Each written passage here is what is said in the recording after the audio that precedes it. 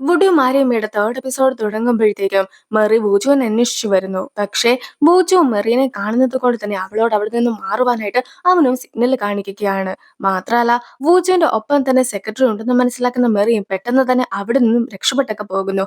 അതിന്റെ ഇടയ്ക്ക് അവൾക്ക് അവളുടെ കയ്യിൽ നിന്നും ഫോൺ നഷ്ടപ്പെട്ടു പോകുന്നുമുണ്ട്.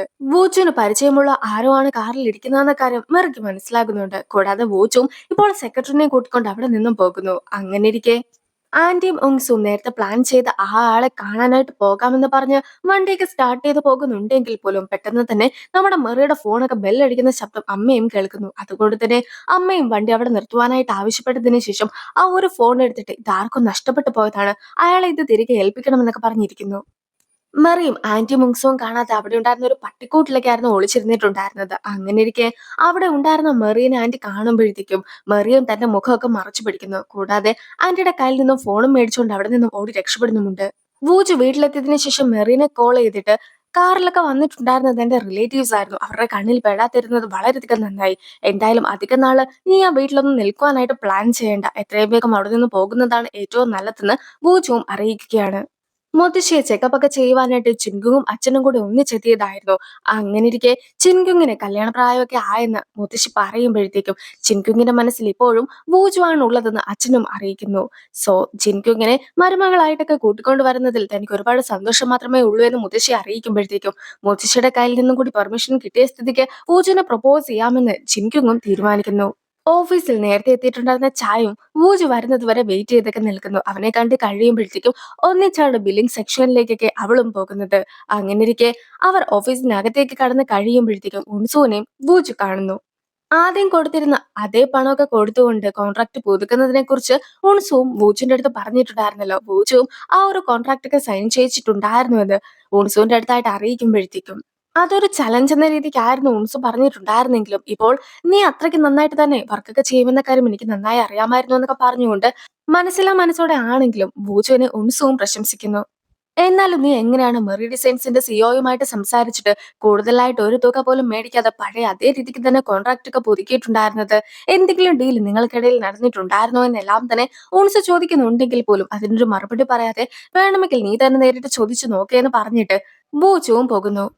ഇപ്പോൾ വൂജിന്റെ കമ്പനിയിൽ വർക്ക് ചെയ്യുന്ന കോ എന്ന ഒരു വ്യക്തി നമ്മുടെ അങ്കിളിനെ കാണുവാനായിട്ട് എത്തിയിരിക്കുകയാണ്. സംഭവം എന്താന്ന് വെച്ചിട്ടുണ്ടെങ്കിൽ ഒരു കോൺട്രാക്റ്റുമായിട്ട് ബന്ധപ്പെട്ട് ഒരുപാട് അഴിമതികളൊക്കെ അവരുടെ കമ്പനിയിൽ നടന്നിട്ടുണ്ട്. അതെല്ലാം തന്നെ കോ മനസ്സിലാക്കി കഴിഞ്ഞിരിക്കുന്നു. നമ്മുടെ കമ്പനിക്കുള്ളിലുള്ള ആരോ ആണ് ഇതെല്ലാം തന്നെ ചെയ്തിട്ടുള്ളതെന്നും അതുകൊണ്ട് തന്നെ അതിനെതിരായിട്ട് എന്തെങ്കിലും ഒരു ആക്ഷൻ എടുക്കേണ്ടതായിട്ടുണ്ട് എന്നും എല്ലാം തന്നെ അങ്കിളിനെയും കോ അറിയിക്കുന്നു. കൂടാതെ കോയ്ക്ക് മാത്രമേ ഇതുപോലത്തെ ഒരു അഴിമതിയെ കുറിച്ച് എല്ലാം തന്നെ അറിയിക്കുള്ളൂ. അവനും ഓഫീസിൽ മറ്റാരുടെയും അടുത്ത് ഇതിനെക്കുറിച്ച് പറഞ്ഞിട്ടില്ല എന്നൊക്കെ പറയുമ്പോഴത്തേക്കും അങ്കിളും എന്നാൽ ഞാൻ തന്നെ കാര്യങ്ങളെല്ലാം തന്നെ ഹാൻഡിൽ ചെയ്തോളാം എന്ന് പറഞ്ഞ് കോയിനെ പറഞ്ഞയക്കുകയാണ്. മെറിയും പുതിയൊരു വീട്ടിലേക്ക് മാറേണ്ടതായിട്ടുള്ളത് കൊണ്ട് തന്നെ പല പല ബ്രോക്കേഴ്സിനെയും കോണ്ടാക്ട് ചെയ്ത് നോക്കുകയാണ്. പക്ഷെ എല്ലാവരും വലിയൊരു തുകയൊക്കെ ആയിരുന്നു ഡിപ്പോസിറ്റ് ആയിട്ട് ചോദിച്ചിട്ടുണ്ടായിരുന്നത്. അവളുടെ കയ്യിലും അത്രയും തുകയൊന്നും ഇല്ലാത്തത് കൊണ്ട് തന്നെ അവൾക്ക് ആ ഒരു നാട്ടിൽ അറിയാവുന്ന ഒരേ ഒരു പരിചയക്കാരിനെയും കോൾ ചെയ്യുന്നു. പക്ഷെ അവളാകട്ടെ ഇപ്പോൾ മിലിറ്ററിയിലൊക്കെ പോയിരിക്കുകയാണ്. അതുകൊണ്ട് തന്നെ അവൾക്കും ഒരു രീതിക്കും ഹെൽപ്പ് ചെയ്യുവാനായിട്ട് പറ്റുന്ന ഒരു സാഹചര്യം ആയിരുന്നില്ല ഉണ്ടായിരുന്നത്. അങ്ങനെ ഇരിക്കെയാണ് മെറിയുടെ ശ്രദ്ധയിൽ ഒരു മോട്ടലിൽ പരസ്യം പെടുന്നത്. അവളും ആ ഒരു മോട്ടലിൽ താമസിക്കുവാനായിട്ടും പോകുന്നു. ആ ഒരു മോഡലിൽ ലിഫ്റ്റ് ഉണ്ടായിരുന്നില്ല. അവൾ നടന്നായിരുന്നു 5ാം നില വരെ പോയിട്ടുണ്ടായിരുന്നത്. കയ്യിലുണ്ടായിരുന്ന ബാഗും തൂക്കി റൂം വരെ എത്തുമ്പോഴത്തേക്കും അവളും ഒരുപാട് മടുക്കുന്നു. റൂമിന് ഒട്ടും തന്നെ വൃത്തിയില്ലായിരുന്നെങ്കിൽ പോലും അവളും സുഖമായിട്ട് അവിടെ കിടന്നുറങ്ങുന്നുണ്ട്. പിറ്റേ ദിവസം രാവിലെ അവളും വർക്കിന് പോകുന്നു. ഒരു ഡോക്ടറിന് ബോട്ടിലൊക്കെ പ്രിപ്പയർ ചെയ്ത് കൊടുക്കാനായിട്ടായിരുന്നു അവൾക്ക് വർക്ക് വന്നിട്ടുണ്ടായിരുന്നത്. അവളും അത് ഡോക്ടറിനെ കാണിച്ചിട്ട് അവിടെ നിന്നും ഇറങ്ങുന്ന സമയത്താണ് അവിടെ ഉണ്ടായിരുന്ന ചിൻകുങ്ങിനെയും അവൾ കാണുന്നത്. ചിൻകുങ്ങും തന്റെ ഒരു ഫ്രണ്ടിനെ ആ ക്ലിനിക്കിൽ ഡ്രോപ്പ് ചെയ്യുവാനായിട്ട് എത്തിയതായിരുന്നു. സോ ഇപ്പോൾ അവർ ഒന്നിച്ച് ഡ്രിങ്ക്സ് ഒക്കെ കുടിച്ചിരിക്കുന്നു. ഇപ്പോൾ അവരും കഴിഞ്ഞ ദിവസം നടന്ന കാര്യങ്ങളെ കുറിച്ച് ഡിസ്കസ് ചെയ്യുന്നു. അങ്ങനെ ഇരിക്കെ വൂജുനെ ആദ്യമായിട്ടായിരുന്നു നീ കണ്ടിട്ടുണ്ടായിരുന്നെന്ന് ചിൻകുങ് ചോദിക്കുമ്പോഴത്തേക്കും അന്ന് രാത്രി ഞാൻ ഒരുപാട് ഡ്രിങ്ക്സ് ഒക്കെ കുടിച്ചിട്ടുണ്ടായിരുന്നു. സോ ബോധമില്ലാതെ ഞാനും അവന്റെ അടുത്ത് മോശമായിട്ടൊക്കെ പെരുമാറി. അങ്ങനെയാണ് എനിക്കും ആ ഒരു സംഭവം ഉണ്ടായത്. പിന്നീട് അവൻ തന്നെ ആയിരുന്നു എന്നെ ഹോസ്പിറ്റലിൽ കൊണ്ടുവന്നിട്ടുണ്ടായിരുന്നതും എനിക്ക് ഫുഡ് മേടിച്ച് തന്നതും തിരിച്ച് വീട്ടിൽ കൊണ്ടാക്കിയതും എല്ലാം തന്നെ. അതുകൊണ്ട് തന്നെ അവന്റെ അടുത്ത് എനിക്ക് ഒരുപാട് നന്ദിയുണ്ടെന്ന് അവളും അറിയിക്കുന്നു. നീ അതിന് ശേഷവും വൂജുവിനെ കോൺടാക്ട് ചെയ്തെന്നും വൂജുവിനോട് നിന്റെ ഹസ്ബൻഡ് ആകാമോ എന്ന് ചോദിച്ചു എന്നും ഒക്കെ ഞാൻ അറിഞ്ഞിട്ടുണ്ടായിരുന്നല്ലോ.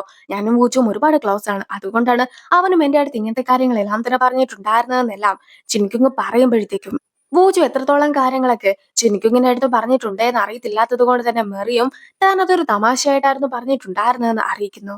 വൂജുവിന്റെ ടീമിന്റെ മുമ്പിലായിട്ട് മെറിയും പ്രിപ്പയർ ചെയ്തിട്ടുണ്ടായിരുന്ന തന്റെ ഡിസൈൻസ് എല്ലാം തന്നെ കാണിച്ചു കൊടുത്തിട്ട് ഒരു പ്രസന്റേഷൻ നടത്തുകയാണ്. എല്ലാവർക്കും തന്നെ ആ ഒരു ഡിസൈൻസും ഇഷ്ടപ്പെടുന്നു.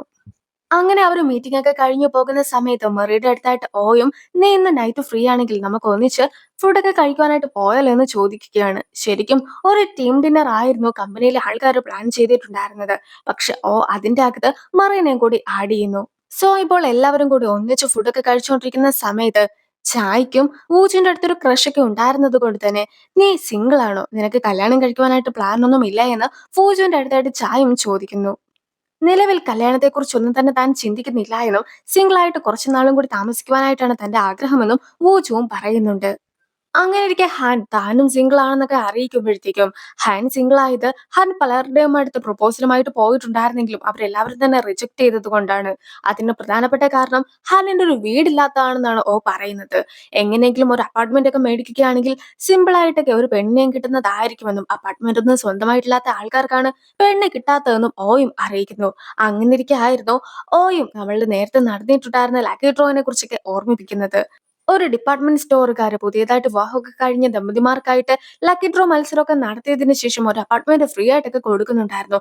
അതിന്റെ മത്സരമൊക്കെ കഴിഞ്ഞുവെന്ന് ഞാൻ നോക്കട്ടെ എന്ന് പറഞ്ഞുകൊണ്ട് ഓയും അത് എടുക്കുവാനായിട്ടൊക്കെ തുടങ്ങുമ്പോഴത്തേക്കും അതില് ഡീറ്റെയിൽസ് ഒക്കെ നോക്കുകയാണെങ്കിൽ ഇവരുടെ ഫോട്ടോയോ അല്ലെങ്കിൽ ഇവരുടെ പേരോ കാണുമല്ലോ എന്ന് വിചാരിച്ചുകൊണ്ട് വോച്ചും മറിയും അതിനെ തടയുവാനായിട്ട് ശ്രമിക്കുന്നു. വൂജുവും ഇപ്പോൾ മെനു ഒക്കെ കൊടുത്തതിന് ശേഷം ഇഷ്ടമുള്ള ഫുഡ് എന്താന്ന് വെച്ചാൽ ഓർഡർ ചെയ്തോ എന്ന് ഓയുടെ അടുത്തായിട്ടും പറയുകയാണ്. സോ ഓയും ഇപ്പോൾ നോക്കിക്കൊണ്ടിരുന്ന പരിപാടിയെല്ലാം തന്നെ നിർത്തിവെച്ചിട്ട് ഫുഡ് ഓർഡർ ചെയ്യുന്നതിൽ ശ്രദ്ധ കേന്ദ്രീകരിക്കുന്നു. എന്നാലും ആ സമ്മാനം ആർക്കായിരിക്കും കിട്ടിയിട്ടുണ്ടാവുക എന്നൊന്നും നോക്കട്ടെ എന്ന് പറഞ്ഞുകൊണ്ട് ചായയും ഇപ്പോൾ ആർട്ടിക്കിളൊക്കെ വായിക്കുവാനായിട്ട് തുടങ്ങുന്ന സമയത്ത് അതിന്റെ ഇടയ്ക്ക് കയറിയിട്ടുണ്ടായിരുന്ന മെറിയും ചായയോട് നമുക്ക് ഒന്നിച്ച് ഡ്രിങ്ക്സ് ഒക്കെ കുടിക്കാമെന്ന് പറഞ്ഞ് അവളെയും ഡ്രിങ്ക്സ് ഒക്കെ കുടിപ്പിക്കുകയാണ്. പക്ഷെ ഈ ഒരു സമയത്തായിരുന്നു ഹാനും ആർട്ടിക്കിൾ വായിച്ചു നോക്കിയിട്ടുണ്ടായിരുന്നത്. ആർട്ടിക്കിളിലാകട്ടെ മെറിയുടെയും വൂജുവിന്റെയും പേരുകൾ കൊടുക്കരുതെന്ന് പറഞ്ഞിട്ടുണ്ടായിരുന്നത് കൊണ്ട് തന്നെ അവരും മറ്റു രണ്ട് പേരുകളായിരുന്നു കൊടുത്തിട്ടുണ്ടായിരുന്നത്. എങ്കിൽ പോലും അതിൽ കൊടുത്ത ഫോട്ടോ ഒക്കെ ശ്രദ്ധിച്ചു നോക്കിയിട്ടുണ്ടായിരുന്ന ഹാനും ഇവരുടെ രണ്ടുപേരുടെ ഫേസ് ഒക്കെ കണ്ട് നല്ല പരിചയം തോന്നിക്കുന്നല്ലോ എന്നും പറയുന്നു. പക്ഷെ ഹാനും കൂടുതലായിട്ട് ആ ഒരു ഫോട്ടോ ഒന്നും നോക്കാതിരിക്കുവാനായിട്ട് അവരും ശ്രദ്ധിക്കുന്നുണ്ട്. സോ ഇപ്പോൾ ആ ഒരു ടീമിലെ ആൾക്കാരുടെ ശ്രദ്ധയൊക്കെ മാറ്റുവാനായിട്ട് ഒരുപാട് ഡ്രിങ്ക്സ് ഒക്കെ കുടിച്ചിട്ട് മാറി ആകെ ബോധമില്ലാതെയൊക്കെ നിൽക്കുകയാണ്. അങ്ങനെ ഇരിക്കെ റെസ്റ്റ് റൂമിലേക്ക് എത്തിയിട്ടുണ്ടായിരുന്ന ഓയും നമ്മുടെ മെറീനെ കണ്ട് കഴിയുമ്പോഴത്തേക്കും ടീം ലീഡർ പുതിയതായിട്ട് വർക്കിന് വന്ന ആളാണ്. അങ്ങനെ ഇരിക്കെ ടീം ലീഡറിനെ കൊണ്ട് പണമൊക്കെ കൊടുപ്പിക്കുന്നത് ശരിയല്ലല്ലോ, സോ നീ തന്നെ ബില്ല് കൊടുത്തേക്കെന്ന് പറഞ്ഞ് മെറിക്ക് ആ ഒരു പണിയൊക്കെ കൊടുത്തിട്ട് ഓയും പോകുന്നു.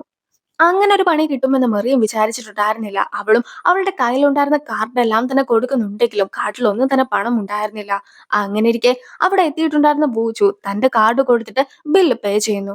ബില്ല് പേ ചെയ്തോളാമെന്ന് മെറി പറഞ്ഞിട്ടുണ്ടായിരുന്നു. പിന്നെ എന്തിനാണ് ബൂച്ചു ചെയ്തതെന്ന് ചോദിച്ചുകൊണ്ട് ഓയും ടീമും വരുന്നുണ്ടെങ്കിൽ പോലും നമ്മുടെ കമ്പനിയിലെ എംപ്ലോയീസിന്റെ ടീം ഡിന്നറാണ് ഇപ്പോൾ കഴിഞ്ഞിട്ടുണ്ടായിരുന്നത്. ആ ഒരു ടീം ഡിന്നറിന് എന്തിനാണ് വേറൊരു കമ്പനിയിലെ ആള് പണമൊക്കെ കൊടുക്കുന്നതെന്ന് ബൂച്ചുവും ചോദിക്കുന്നു. പിന്നീട് എല്ലാവർക്കും കൂടി ഒരു കരോക്കെക്ക് കൂടി പോകണമെന്ന് ആഗ്രഹമുണ്ടെന്ന് പറഞ്ഞത് കൊണ്ട് തന്നെ ബോജുവും തന്റെ കയ്യിലുണ്ടായിരുന്ന കാർഡ് അവർക്ക് നൽകുകയാണ്. കൂടാതെ താൻ വീട്ടിലേക്ക് പോവുകയാണെന്നും കൂടി പൂജു പറയുന്നു. ആകട്ടെ നമ്മുടെ മെറിയനെ കരോക്കെക്ക് കൂടി വിളിക്കുന്നുണ്ട്. മെറിയും പോകുവാനായിട്ട് തയ്യാറായിട്ടായിരുന്നു നിന്നിട്ടുണ്ടായിരുന്നെങ്കിൽ പോലും ബൂജു അതിനെ സമ്മതിക്കുന്നില്ല. ഇപ്പോൾ തന്നെ മെറി ഒരുപാട് കുടിച്ചിട്ടുണ്ട്, അതുകൊണ്ട് തന്നെ ഞാൻ മെറിയനെ വീട്ടിൽ കൊണ്ടാക്കിയിട്ട് പോയിക്കോളാം എന്ന് പറഞ്ഞ് മെറിയനെ കൂട്ടിക്കൊണ്ട് പോകുന്നു. ശരിക്കും ആ കരോക്കയ്ക്ക് ചിലവാകുന്ന പണമെങ്കിലും മെറിയുടെ കയ്യിൽ നിന്നും കൊടുക്കാമെന്ന് വിചാരിച്ചിട്ടായിരുന്നു ഓയും മെറീനെ കരോക്കയ്ക്കും വിളിച്ചിട്ടുണ്ടായിരുന്നത്. മെറി ഒരുപാട് മദ്യമൊക്കെ കുടിച്ചിട്ടുണ്ടായിരുന്നു. അങ്ങനെ ഇരിക്കെ അവളെ കൊണ്ടയാക്കുവാനായിട്ട് വോജുവും ബോധമില്ലാതെ അവളെയും കൂട്ടിക്കൊണ്ട് അവൾ താമസിക്കുന്ന മോട്ടലിന് മുമ്പിലായിട്ടും എത്തുന്നു. അവളെയും കൊണ്ട് എങ്ങനെയൊക്കെയോ അഞ്ചാമത്തെ നില വരെ എത്തിയിട്ട് റൂമിന്റെ മുമ്പിലായിട്ട് അവളെ കൊണ്ട് നിർത്തി കഴിയുമ്പോഴത്തേക്കുമായിരുന്നു റൂമിന്റെ കീ അവൾ അകത്ത് തന്നെയാണ് വെച്ചിട്ടുള്ളതെന്ന കാര്യം അവനും മനസ്സിലാക്കുന്നത്. സോ എന്തായാലും റൂമിനകത്ത് കയറാതെ കാര്യങ്ങളൊന്നും തന്നെ നടക്കുകയില്ലല്ലോ. അവൻ തന്നെ അവളെ അതിന് മുമ്പിലൊക്കെ നിർത്തിയതിനു ശേഷം താഴേക്ക് പോയിട്ട് റിസപ്ഷനിലുള്ള ആളെയും കൂട്ടിക്കൊണ്ടു വരുന്നു. പിന്നീട് അയാളുടെ കയ്യിലുണ്ടായിരുന്ന സ്പെയർ കീ ഒക്കെ വെച്ചിട്ടായിരുന്നു ബൂജുവും അവളെ അകത്തേക്ക് കൂട്ടിക്കൊണ്ട് വന്നിട്ടുണ്ടായിരുന്നതും. കൂടാതെ അവളെ അകത്ത് കിടത്തി കഴിയുമ്പോഴത്തേക്കും ആ ഒരു റിസപ്ഷനിസ്റ്റിന്റെ പെരുമാറ്റത്തിൽ മൊത്തത്തിൽ വൂജുവിന് ഒരു സംശയമൊക്കെ തോന്നുകയാണ്. അതുകൊണ്ട് തന്നെ വൂജുനും ഒരു സമാധാനമൊന്നും കിട്ടുന്നില്ല. വൂജുവും സംശയത്തോടു കൂടി തന്നെ റിസപ്ഷനിസ്റ്റിനെയൊക്കെ നോക്കിയതിനു ശേഷമാണ് പോകുന്നത്. മെറിയും ഇടയ്ക്ക് എണീക്കുന്നു. കാറിന്റെ മുമ്പിൽ എത്തുമ്പോഴത്തേക്കുമാണ് കീ മെറിയുടെ റൂമിൽ വെച്ച് മറന്നുപോയ കാര്യം അവൻ മനസ്സിലാക്കുന്നത്. സോ അവനും അവളെ കോൾ ചെയ്യുന്ന സമയത്ത് പെട്ടെന്നൊരു നിലവിളി ശബ്ദമൊക്കെ കേട്ടിട്ടുണ്ടായിരുന്ന അവനും റിസപ്ഷനിസ്റ്റ് മെറിയുടെ റൂമിൽ ചെന്ന് കാണുമോ എന്നൊക്കെ സംശയിച്ച് ഇപ്പോൾ ഊജു ഓടി അവളുടെ റൂമിലേക്കും എത്തുന്നു. അവിടെ എത്തുമ്പോഴത്തേക്കും പെട്ടെന്ന് റിസപ്ഷനിസ്റ്റിനെ അവിടെ കണ്ടിട്ടുണ്ടായിരുന്ന അവനും അയാൾ തല്ലുന്നുണ്ട്. പക്ഷെ പിന്നീടായിരുന്നു മെറി രാത്രി നൂഡിൽസ് ഒക്കെ ഉണ്ടാക്കുവാനായിട്ട് ശ്രമിച്ച സമയത്ത് ചൂടുള്ള നൂഡിൽസ് ഒക്കെ താഴെ പോയി അതിലുണ്ടായിരുന്ന വെള്ളം അവളുടെ കാലിലൊക്കെ വീണ് കാലിന് പൊള്ളലേറ്റത് കൊണ്ട് ആ ഒരു പൊള്ളലൊക്കെ മാറ്റുവാനായിട്ട് അവൾക്ക് മരുന്ന് തൂത്തു കൊടുക്കുകയായിരുന്നു റിസപ്ഷനിസ്റ്റ് എന്ന കാര്യം അവനും മനസ്സിലാക്കുന്നത്. എന്തായാലും ഇത്രയേറെ കാര്യങ്ങളൊക്കെ ചെയ്തത് കൊണ്ട് തന്നെ മെറീനെ അവിടെ നിന്നും അയാളും ഇറക്കി വിടുന്നു.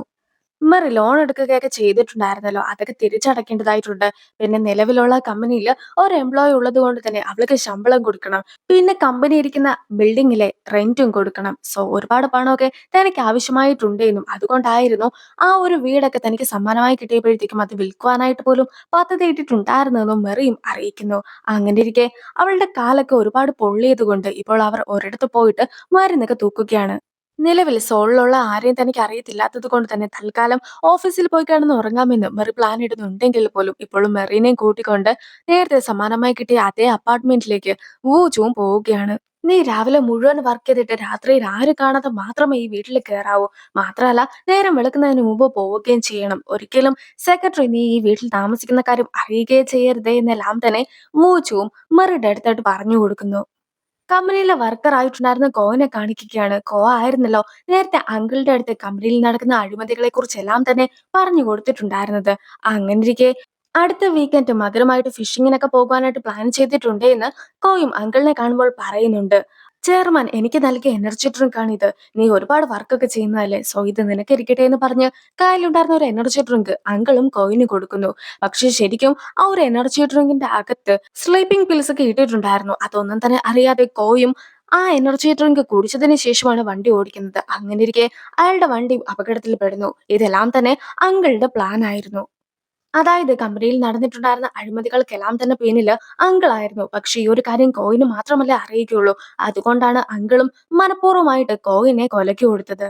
പിറ്റേ ദിവസം രാവിലെ സാധാരണ എണീറ്റ് വരുന്ന പോലെ മെറിയും എണീറ്റ് വന്ന് വെളിയിലെ കാഴ്ചകളൊക്കെ കണ്ടു നിൽക്കുന്നു. അപ്പോഴായിരുന്നു സെക്രട്ടറി ജോഗിങ്ങിന് പോകുന്ന ഒരു കാഴ്ച അവൾ കണ്ടിട്ടുണ്ടായിരുന്നത്. സോ സെക്രട്ടറിയുടെ കണ്ണിൽ പെടാതിരിക്കുവാനായിട്ട് അവളും ഒളിച്ചിരിക്കുന്നു. കൂടാതെ ഇനി ശ്രദ്ധിച്ചു മാത്രമേ പുറത്തിറങ്ങുവാനായിട്ട് പാടുള്ളൂ എന്ന് അവൾ തന്നെ ഓർക്കുന്നുമുണ്ട്.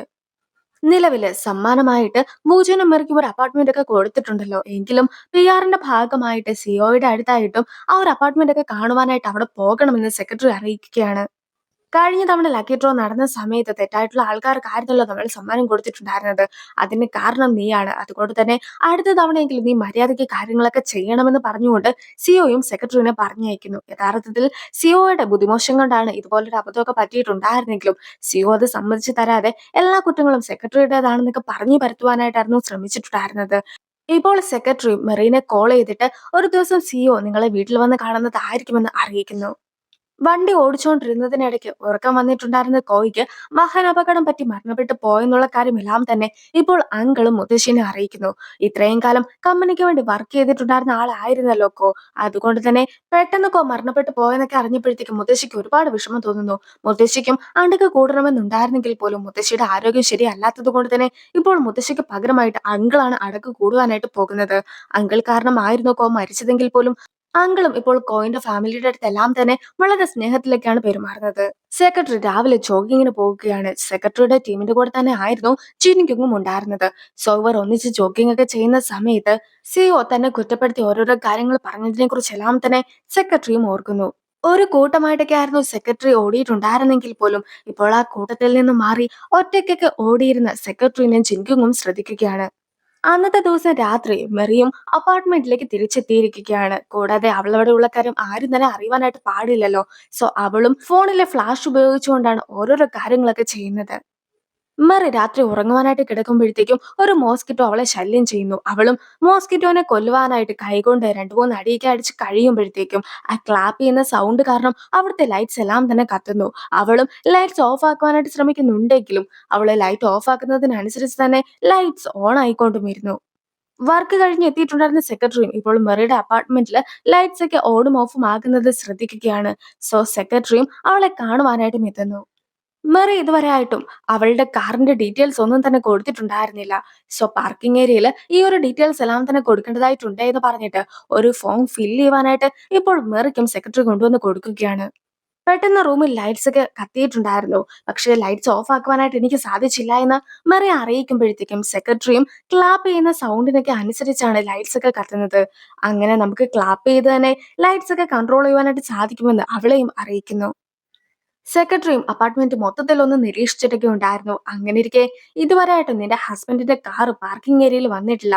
ഇവിടെയുള്ള സാധനങ്ങളെല്ലാം തന്നെ ഞാൻ നോക്കി. അതിലൊന്നും തന്നെ നിന്റെ ഹസ്ബൻഡിന്റെ സാധനങ്ങളില്ല. സോ ഹസ്ബൻഡ് ഇതുവരെയായിട്ടും വീട്ടിൽ വന്നിട്ടില്ലേ എന്ന് അവൻ ചോദിക്കുമ്പോഴത്തേക്കും ഹസ്ബൻഡ് ഭയങ്കര ബിസി ആയിരുന്നു. അവൻ എപ്പോഴും വർക്കൊക്കെ ഉണ്ട്. കൂടാതെ അവന്റെ സാധനങ്ങളെല്ലാം തന്നെ ഞാൻ മുകളിൽ വെച്ചിരിക്കുകയാണ്. ഇതുവരെയായിട്ടും അത് റൂമിലേക്ക് മാറ്റിയില്ല എന്ന് പറഞ്ഞ് ഒരു എക്സ്ക്യൂസ് ആയിട്ടൊക്കെ മെറിയും സംസാരിക്കുന്നു. അങ്ങനെയാണെങ്കിൽ ഈ ആഴ്ച തന്നെ നിങ്ങൾ സാധനങ്ങളൊക്കെ അറേഞ്ച് ചെയ്ത് വെക്ക്. അടുത്ത ആഴ്ച സിഇഒ നിങ്ങളെ കാണുവാനായിട്ട് ഇവിടെ എത്തുന്നതായിരിക്കുമെന്ന് സെക്രട്ടറിയും പറയുന്നു. മറിയം ഇപ്പോൾ വോച്ചിനെ കോൾ ചെയ്യുന്നു. ഇതുപോലെ സെക്രട്ടറി വന്ന് പോയിട്ടുണ്ടായിരുന്നുവെന്നും സിഇഒ അധികം താമസിക്കാതെ തന്നെ വീട്ടിലെത്തുന്ന സമയത്ത് നിന്റെ കുറച്ച് സാധനങ്ങളൊക്കെ വീട്ടിലുണ്ടായിരിക്കണമെന്നും അവളും അറിയിക്കുകയാണ്. അങ്ങനെയിരിക്കെ അവനും ഒരു ഐഡിയ തോന്നുന്നു. അതായത് സാധാരണ ആൾക്കാര് ഫോട്ടോസൊക്കെ എടുക്കുവാനായിട്ട് പോകുന്ന സ്റ്റുഡിയോ ഉണ്ടല്ലോ, അതുപോലത്തെ ഒരു സ്റ്റുഡിയോയില് ഇപ്പോൾ ബോജുവും മെറിയും എത്തിയിരിക്കുകയാണ്. അവരുണ്ടായിരുന്നത് വിവാഹ വേഷത്തിലായിരുന്നു. സിഒ വീട്ടിൽ വരുന്ന സമയത്ത് ഇവരുടെ ഒരു കല്യാണ ഫോട്ടോ എന്തായാലും വീട്ടിൽ വെക്കണമല്ലോ. അതുകൊണ്ടാണ് അവർ ഇങ്ങനെ ഒരു പ്ലാൻ ചെയ്തിട്ടുണ്ടായിരുന്നത്. ഫോട്ടോ എടുക്കുന്നതിന് മുമ്പായിട്ട് അവൾക്ക് ആ ഡ്രസ്സൊക്കെ ഒരുപാട് ടൈറ്റ് ആയിരുന്നത് കൊണ്ട് തന്നെ അവനും അവളെ ഹെൽപ്പ് ചെയ്യുന്നു. അവരും ഫോട്ടോസൊക്കെ എടുക്കാനായിട്ട് ഒരുപാട് ക്ലോസ് ആയിട്ടാണ് ഇരിക്കുന്നത്. ഇനി ചായന്റെ ഫ്രണ്ട്സും ഇതേ ബൂത്തിലായിരുന്നു ഫോട്ടോ ഒക്കെ എടുക്കുവാനായിട്ട് നിന്നിട്ടുണ്ടായിരുന്നതും. അങ്ങനെ അവരും കുറച്ച് ഫോട്ടോസൊക്കെ എടുക്കുന്നു. മെറിയുമായിട്ട് കൂടുതൽ ക്ലോസ് ആയിട്ടൊക്കെ ബൂച്ചു ഇരുന്നിട്ടുണ്ടായിരുന്നത് കൊണ്ട് തന്നെ പെട്ടെന്ന് അവനും ബൂത്തിൽ നിന്നും ഇറങ്ങി പോകുവാനായിട്ട് ശ്രമിക്കുന്നു. പക്ഷെ അപ്പോഴായിരുന്നു അവിടെ നിന്നിട്ടുണ്ടായിരുന്ന ചായനെ അവൻ കാണുന്നത്. സോ അവൻ വീണ്ടും മെറിയുമായിട്ട് തിരിച്ച് ബൂത്തിനകത്തേക്കും കയറുന്നു. അതുപോലെ തന്നെ ചായും തന്റെ ടീം ലീഡിനെ ഇവിടെ കണ്ടിട്ടുണ്ടായിരുന്നു എന്നൊക്കെ പറഞ്ഞ് പൂജുവിനെ അന്വേഷിച്ചൊക്കെ നടക്കുകയാണ്. ഓരോരോ റൂമിലായിട്ട് കയറി നോക്കുന്നുണ്ടെന്ന് മനസ്സിലാക്കിയിട്ടുണ്ടായിരുന്ന ബൂജുവും തന്നെ ശ്രദ്ധിക്കാതെ ഇരിക്കുവാനായിട്ട് ഇപ്പോൾ മെറിനെ കിസ് ചെയ്യുകയാണ്. പക്ഷെ അവനും കിസ് ചെയ്ത് നിർത്തുന്ന സമയത്തായിരുന്നു ചായും റൂം തുറന്ന് അകത്തേക്ക് വന്നിട്ടുണ്ടായിരുന്നത്. അത് കണ്ടിട്ടുണ്ടായിരുന്ന മേറിയും നേരെ ബൂജുവിനെയും കിസ് ചെയ്യുന്നു. ആ ഒരു സീനോട് കൂടിയാണ് ഈ ഒരു എപ്പിസോഡ് അവസാനിക്കുന്നത്. അപ്പോൾ അടുത്തൊരു വീഡിയോ ആയിട്ട് ഇത്രയും വേഗം കാണാം. ബൈ.